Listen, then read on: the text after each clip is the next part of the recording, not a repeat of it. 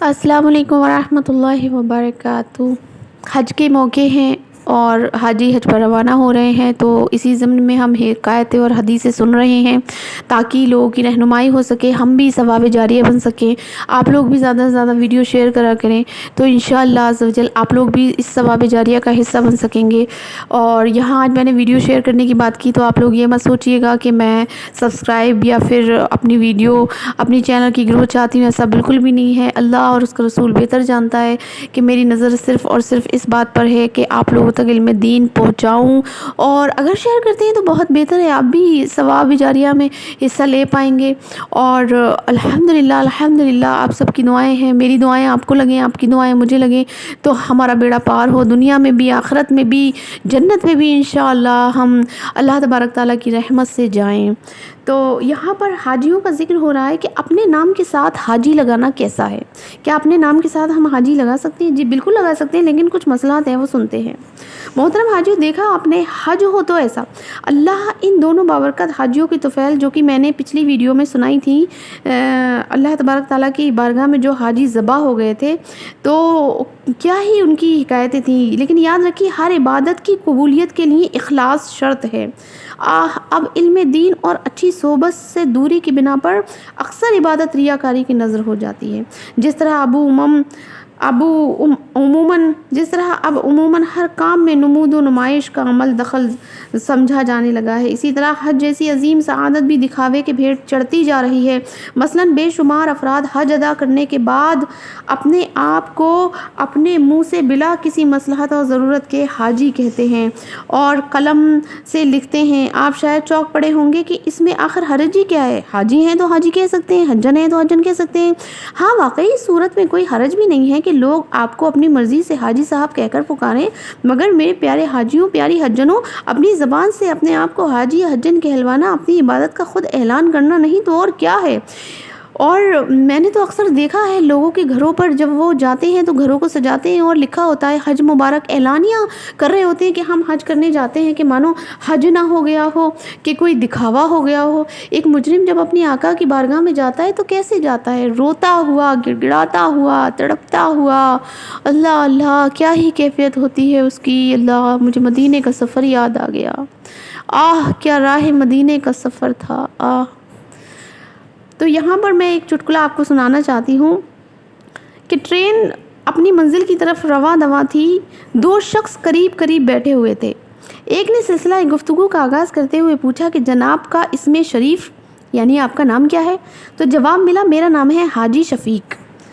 اور اس نے کہا کہ آپ کا نام کیا ہے؟ اب دوسرے نے سوال کیا اور پہلے نے جواب دیا تو کہا نمازی رفیق۔ حاجی صاحب کو بڑی حیرت ہوئی اور فوراً ہی پوچھ ڈالا کہ عجیب، نمازی رفیق، یہ کیسا نام ہے؟ نمازی رفیق، یہ تو بڑا عجیب نام لگتا ہے۔ نمازی صاحب نے پوچھا، بتائیے آپ نے کتنی بار حج کا شرف حاصل کیا ہے؟ حاجی صاحب نے کہا، الحمدللہ عز و جل، میں پچھلے سال ہی تو حج پر گیا تھا۔ تو نمازی صاحب کہنے لگے، آپ نے زندگی میں صرف ایک بار حج بیت اللہ کی سعادت حاصل کی تو ببنگائے دہل اپنے نام کے ساتھ حاجی کہلوانے لگے، جبکہ بندہ تو برسا برس سے روزانہ 5 وقت نماز ادا کرتا ہے، تو پھر اپنے نام کے ساتھ اگر لفظ نمازی لگا دے تو پھر اس میں کیا تعجب ہے اور کون سی تعجب کی بات ہے؟ تو یہ ایک چٹکلا ہے سمجھانے کے لیے کہ ہمیں اپنی عبادت کو ضائع نہیں کرنا ہے۔ حج مبارک کا بورڈ لگانا اپنے گھروں پر کیسا؟ سمجھ گئے نا، آج کل عجیب تماشا ہے، نمود و نمائش کی انتہا ہو گئی ہے۔ حاجی صاحب حج کو جاتے ہیں، جب گھر لوٹ کر آتے ہیں تو بغیر کسی اچھی نیت کے پوری عمارت کو جو ہے کم سے اور برقی کمکموں سے یعنی کہ سجاوٹ کرتے ہیں، سجاتے ہیں، حج مبارک کا بورڈ لگاتے ہیں، بلکہ توبہ توبہ، کئی حاجی تو احرام کے ساتھ خوب تصویریں بنواتے ہیں۔ آخر یہ کیا ہے؟ کیا بھاگا ہوا مجرم اپنے رحمت والے آقا صلی اللہ تعالیٰ علیہ وسلم کی بارگاہ میں اس طرح دھوم دھام سے جانا مناسب ہے؟ نہیں، ہرگز نہیں، بلکہ روتے ہوئے اور آہیں بھرتے ہوئے اور لرزتے کانپتے ہوئے جانا چاہیے۔ آنسوؤں کی لڑی بن رہی ہو اور آہوں سے پھٹتا ہو سینہ، ورد لب ہو مدینہ مدینہ، جب چلے سوئے طیبہ سفینہ۔ جب مدینے میں ہو اپنی آمد، جب میں دیکھوں تیرا سبز گنبد، ہچکیاں باندھ کر روں بے حد، کاش آ جائے ایسا کرینہ۔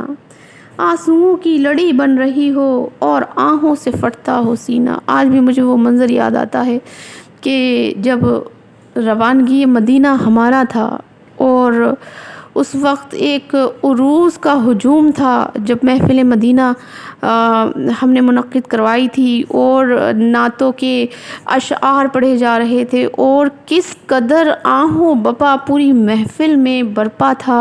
اللہ اللہ، بس ایک ہی بات میرے ذہن میں کہ بھاگا ہوا غلام اپنے آقا کی بارگاہ میں کیسے جاتا ہے نیلوفر، تجھے اپنے آقا کی بارگاہ میں فقط اسی طرح جانا ہے۔ تو یقین مانیے میرے گلے میں جتنے بھی پھولوں کے ہار پڑے تھے اس وقت وہ مجھے ایک زنجیر، قیدی زنجیر کے برابر لگنے لگے تھے کہ یہ ایک مجرم کے گلے میں مانو زنجیر پڑی ہو جو اپنے آقا کی بارگاہ میں جا رہا ہے، کہ میں گناہ گار اور سیاہ کار تھی۔ تو اس طرح سے ہمیں بھی جانا چاہیے۔ اللہ تبارک تعالی ہمیں اپنے گھر کا حاجی بنائے، حجن بنائے، اور کیا ہی میں کہوں، اب تو مدینے کا ذکر چھڑ گیا تو اب کچھ کہنے کی ضرورت ہی نہیں ہے۔ بس دعاؤں کی طلبگار ہوں، اللہ تعالیٰ میرے والدین کو، مجھے، میرے گھر والوں کی بے حساب مغفرت فرمائے۔ آپ بھی دعا کیجیے گا، میں بھی آپ کے حق میں دعا کروں گی۔ اللہ حافظ۔